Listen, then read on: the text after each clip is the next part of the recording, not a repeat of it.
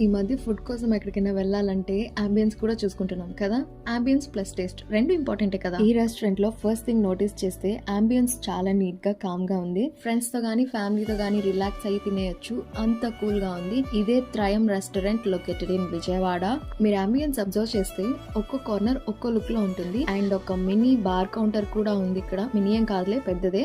And it is exclusively for mocktails. Food గురించి చెప్పాలంటే మెనూలో ఆప్షన్స్ చాలానే ఉన్నాయి. అండ్ వాళ్ళు ఫుడ్ ప్రెజెంటేషన్ కూడా చాలా బాగుంది. మాక్టైల్స్ లో డ్రీమీ ఆరెంజ్ ఆర్డర్ చేశాను.